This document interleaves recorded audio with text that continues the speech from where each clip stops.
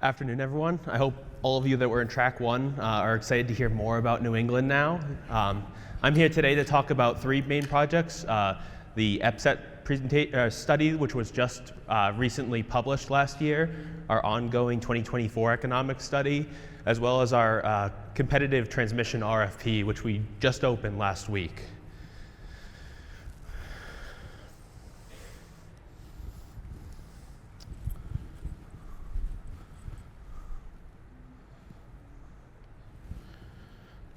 All right, there. We're talking about a lot of fun things, so we have a big fun disclaimer that my legal team asked that I put here. I'm not going to read it for your pleasure. So just a little bit of background on the New England system. It's around 9,000 miles of high voltage lines, 30 gigawatts of generating capacity. We have 13 interconnections with our neighbors. A new HVDC line is currently under construction with Quebec right now. Around 9% of our energy is coming from these imports. And our total all-time peak was around 28 gigawatts experienced all the way back in 2006. We've invested heavily in transmission within the region with around $12.7 billion in the last few decades and another $1.4 billion planned in the near future. And finally, the state has a big focus on decarbonization with a combined goal of less than 80% carbon emissions of 1990 levels by 2050. So our peak was in 2005. Our energy peak, or our system peak was 2006. Our energy peak was all the way back in 2005. And since then, we've seen decreasing energy year over year. But this is expected to change. In New England, we don't have data centers to worry about for now. But we do have electrification of vehicles and heating that's going to really drive our load. So we see that trend inverting again and starting to grow. So let's talk about EPCET first. EPCET was published last year. It was our first study using PLEXOS. Previously, we hadn't had a capacity expansion model, so this study was really great because we got to work from the bottom up and figuring out what sort of needs the system had and defining kind of some of those attributes through this study. I highly recommend that you all read the report. The QR code's there and the link is there as well once the slides get shared out. But it's pretty brief read. I wanted to talk today just about a few of the key takeaways from this study though. As mentioned, there's more than just these three. So we know that variability is going to be happening on both the demand and on the supply side. So how variability actually affects a future system is going to be pretty drastic. As other systems have been talking about, soon we're going to be switching from a summer to a winter peaking system most likely.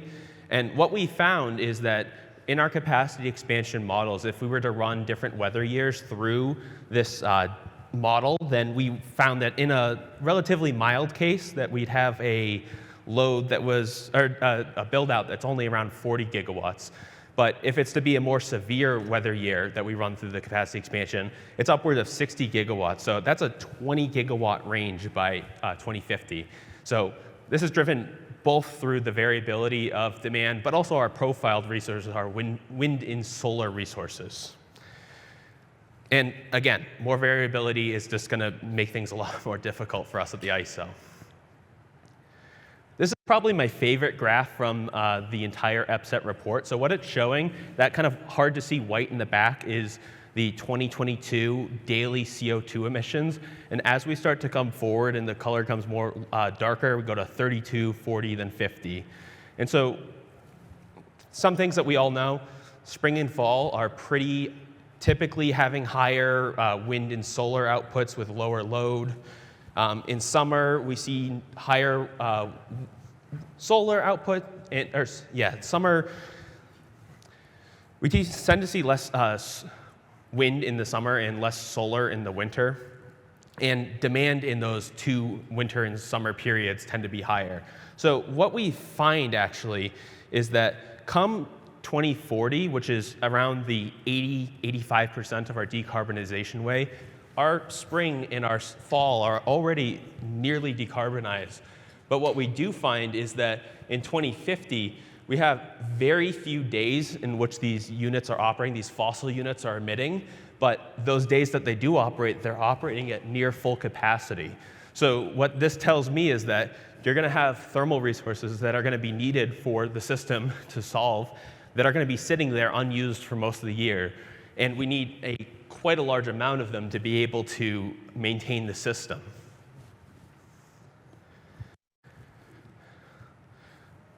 So we looked at other types of dispatchable resources. Typically, this sort of analysis, looking at future decarbonization, for us at least, has always been how much wind, solar, and batteries can you throw at the equation.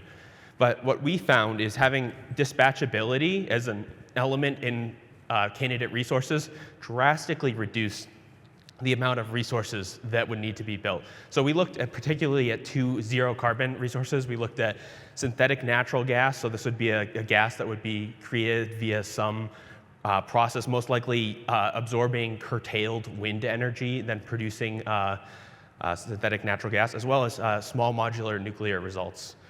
And what we found is that these resources really were effective in building out our total cost our system build out. Just shy of 20 gigawatts of synthetic natural gas reduced our total build out by 37%, and just over 15 gigawatts of SMRs, even better, reduced our total system build up by 57%. So again, this speaks to dispatchability is a really important attribute in future systems. So that's EPCET. I, again, encourage you all to read the report. It's like 14 pages. Our old reports were like 120 pages, so this one's actually interesting. But let's talk about the 24 economic study. This is the one that's currently underway. So for EPCET, and then now into 24 economic study, we followed 4 reference scenarios in which we conduct under each study. So first is the benchmark scenario. This is really to get the fidelity of our models looking a lot better. We run the previous year and compare our outputs of the model to historical outputs, and helps us really adjust things. We then have the system efficiency needs scenario. This is looking really at transmission and congestion points on the grid itself. So what we find in a 10-year out system is there points of congestion on the system, and do those points of congestion lead to the level of a system efficiency needs? That then could potentially trigger a competitive transmission build-out process to solve that 10-year out congestion problem on our system. Our policy scenario is looking at that 20 to 30-year horizon, so starting to implement capacity expansion, and really just seeing what does the New England system look like at the end of all these policies, be it state, federal, and goals. And for anything that doesn't fit within that range, we have the stakeholder requested scenarios. It's something our stakeholders were adamant about in this tariff changes, that if we don't find that the analysis that we're interested in doesn't fit within these other 3 scenarios, then we want to be able to request our own. But of all these scenarios, we do allow sensitivity requests. And when I talk about the policy scenario in particular, it's referred to as a single scenario, but we really see it as a suite of different pathways that the New England states could use to be able to reach their decarbonization goals. So let's jump into some of the things we found thus far. We found that as we start to decarbonize, especially those first few years, 2035 to 2043 in our expansion, it's relatively cost efficient to decarbonize. So usually we'll build the this is the low-hanging fruits in terms of cheap resources that are good at decarbonizing. So think your land-based winds and your PV units. But as we start to move forward, those resources have a diminishing return. There's only so much PV that you can throw at a system, and as far as I'm aware, night PV hasn't been existed yet, but I'm still hoping. As we start to get beyond that 2040 to 2050 horizon, it starts to get more and more expensive. So what you can see is that the cost to remove a ton of carbon based on the resource that you're building just gets increasingly more expensive. And that's because we rely on more expensive storage and as well as nuclear, small modular nuclear reactors as well.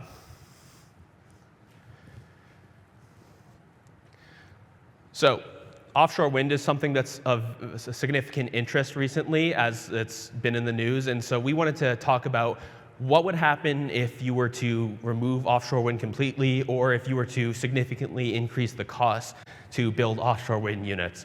And so what we found is that if you are to just completely wholesale remove offshore wind, there's a significant cost associated with it. So offshore wind is sometimes criticized for being an expensive resource, especially on like a per megawatt basis. But what the analysis tells me is that diversity is the thing that's important here in your resource mix. And so we found that, yeah, getting rid of offshore wind is not an economic decision if the states still want to meet their decarbonization goals, which they do. Then we increased the cost. We increased the cost of fixed offshore wind by 20% and floating offshore wind by 50%. And what we found is it's still economic in this scenario.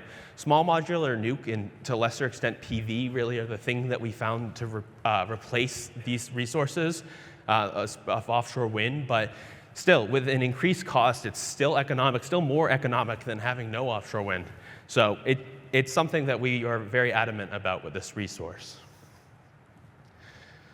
All right, and finally, I'm going to talk about our recently released competitive transmission RFP. So the 2050 transmission study was a study that was completed early last year as well. It was the first long-term transmission study that the ISO had completed. And with the results of that, ISO New England worked with NESCO, which is the consortium of the 6 New England states which the ISO interacts with, on electricity policies to develop phase 2 of our long-term transmission process. The tariff revisions were submitted and accepted by FERC in 2024. And what this did is it enabled NESCO to build, or to put out a RFP for transmission based on the results of those longer-term transmission studies, such as the 2050 study. LTTP has a lot of attributes that are very similar to Order 1920, but it is something that predated 1920 coming out, so it's still something we're working on compliance with and we'll continue to work on, but just know that it's very similar to 1920 in a lot of ways. So this particular RFP that was requested was by NESCO based on the 2050 transmission study to 1, increase the Cerwick South interface limit to 3,200 megawatts. For those of you that aren't familiar with the Maine geography, Cerwick South is like a very far north part of Maine. It's kind of our northernmost interface within our system. We also want to increase the Maine-New Hampshire limit to at least 3,000 megawatts and accommodate at least 1,200 megawatts of onshore wind near Pittsfield, Maine. Again, this was based on the 2050 transmission study, and this competitive RFP window was open early last week.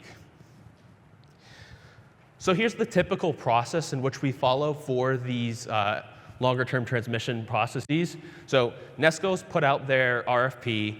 All the transmission builders have put in their request submittals, and then we start reviewing them. This is the boring like PSSC, Terra type analysis that we don't care about because we do cool production cost modeling and capacity expansion in this room. But that's the transfer analysis and accommodating wind and kind of stability, steady state, short circuit type of analysis. What we do use PLEXOS for is we perform a capacity expansion with and without that project in service. We run production cost simulations. We also have a resource adequacy screening, which we run. I'll talk a little bit more about that in the next slide. But from these, we get 5 benefits. So we'll get from the transfer analysis, avoided transmission investment. From the capacity expansion, it's avoided capital costs associated with building new units. From production cost, we'll get production cost and congestion cost.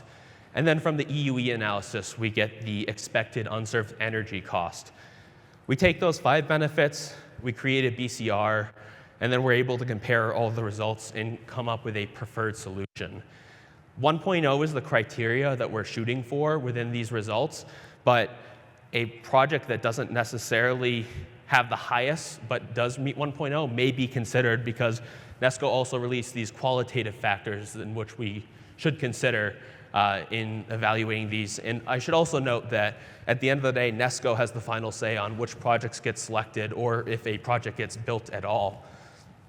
There's also mechanisms I'm not going to talk about to build transmission even if we don't get to that 1.0 process, but just know that this is a really interesting process that's really novel to the ISO.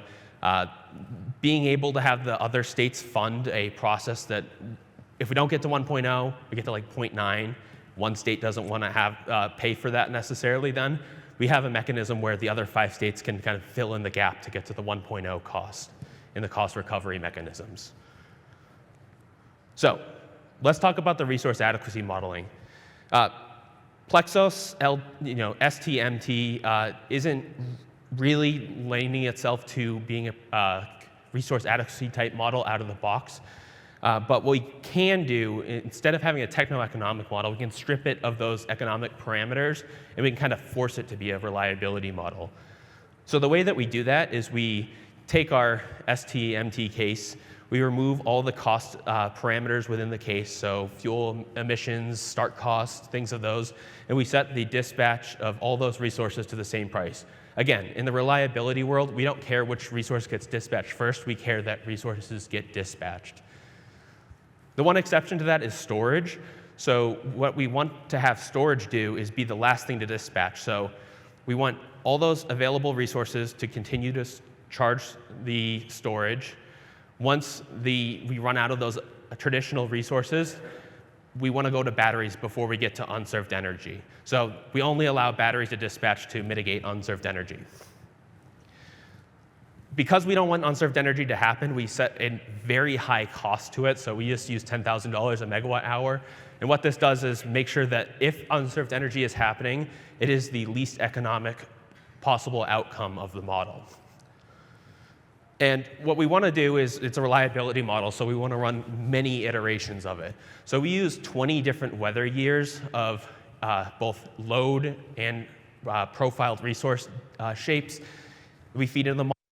We also have 100 draws from the forced outages from the ST stochastic method, and that's to create 2,000 total realizations. We landed on the 100 draws because we found that after 100 draws, it got to the point where we were getting convergence in our results. So that's the least amount of draws that we could do while reaching convergence within our forced outage rates. And our RA team, we are currently undergoing capacity auction reforms at the ISO. So they're still using GE Mars for their analysis, but this is our first attempt at just using some sort of resource adequacy type screen within PLEXOS, and we certainly see that we want to continue to develop it and integrate those more detailed resource adequacy features into our PLEXOS model. So with that, I'll take any questions.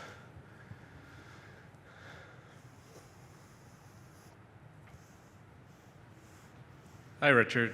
Mark from Eversource. Just on resource adequacy, are you using GE Mars or are you using the PLEXOS outputs for the benefits? So for LTTP, we are using PLEXOS for the benefits within the cost-benefit ratio. Anything capacity auction related is using GE Mars. This is purely for LTTP.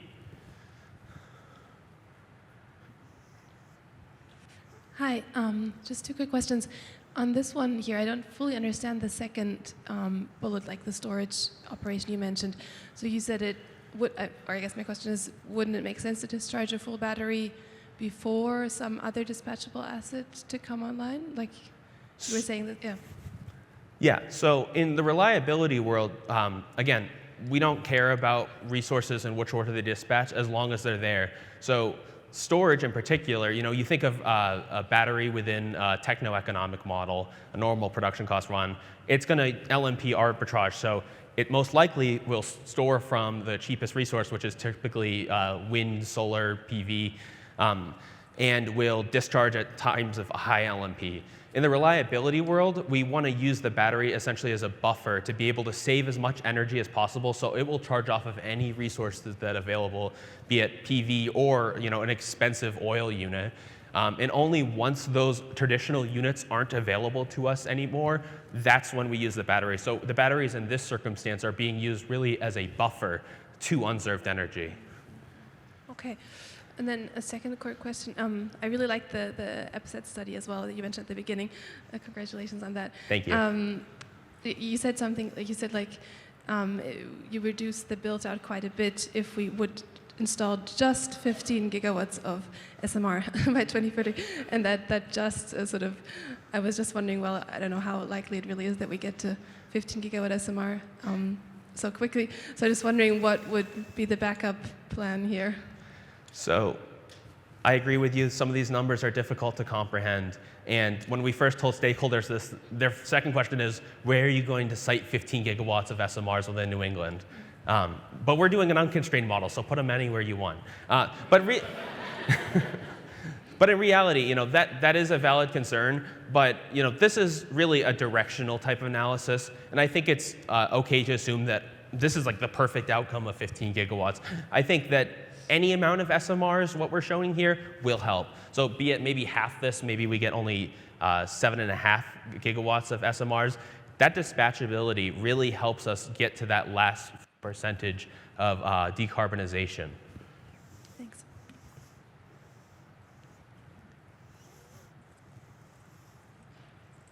Any other questions?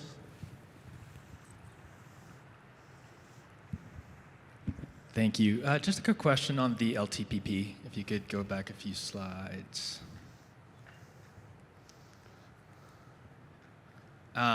Right. Well, there's like a flowchart one that you have Yes. with LTTP. That's it. That's the one. Just curious about that. Just the counterfactual with regards to weighting or evaluating some of these competitive transmission proposals. When you're calculating the benefit per se of these transmission proposals, do you have like a generic transmission that you align for the base case, or do you assume like a non-transmission proposal? How exactly do you get there? So the base case is none of these things get built. So no transmission is built, and then we compare it against transmission is built. The cost to benefit ratio should then exceed essentially the needs that NESCO put forward, and then when we put that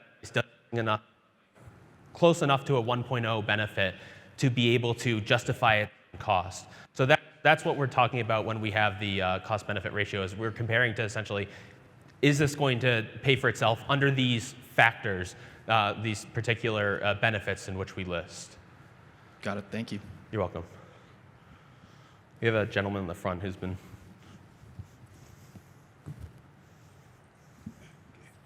Hi.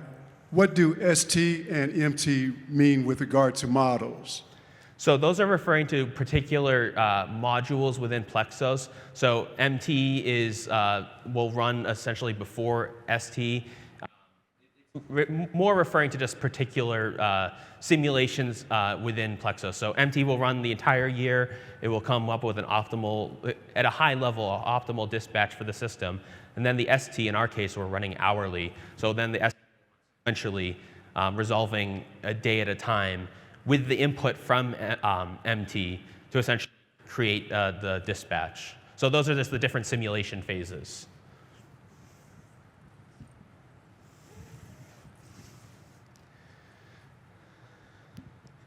Hello, Carlos with Siemens PTI, and I have a question regarding the last slide, where I kind of understand that you are putting the resources in similar grounds regarding economic assumptions, correct? So the actual changes between each simulation then end up being the weather variations and the force outage draws, correct? Yeah, that's the differences between those different iterations. So my question will be, how do you, or can you give a little bit of detail into how you ensure that that data is of quality and, how can I say, like reliable enough to actually be of significant purpose for the results, since it can be kind of difficult to actually get quality weather forecasts? Yeah, so, well, with regard to forced outages, we get to cheat because we're the ISO, so we get to use the actual forced outage rates, the historical ones. So those are accurate. But with regards to the weather year data, we actually publish, and you can find yourself these 20 historical weather years on our website, as well as the profiled resources as well.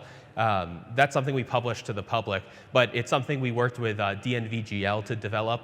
It's based on a mesoscale atmospheric model in which we were able to backcast at certain locations what would be the historical wind patterns at each offshore wind location, or what would be the PV. Our load is scaled in any sort of traditional way, and kind of just based on traditional methods of scaling up loads from previous historical years. But yeah, we have this tool that we've developed with the NVGL. But as I mentioned, if you're interested in this for the New England region, we do publish that on our website. Okay. Yeah. Yep. There's a question in the back. Sorry to make you run, Ruben. No worries. My cardio for today. This is the last question for this session. Sorry if I missed this, but what makes Mars the resource adequacy model of choice? More just to unpack that bottom bit a little bit more. Yeah, so I think the better way of saying this is we're redoing our whole capacity auction right now, and so the last concern of our resource adequacy team is which type of model we're using. They're trying to rebuild the markets at this time. So for us, and in this current configuration, we don't have necessarily the same level of complexity that you would find in a Mars model. Like one is the forecast uncertainty is not something that we have in this model, so that sort of thing.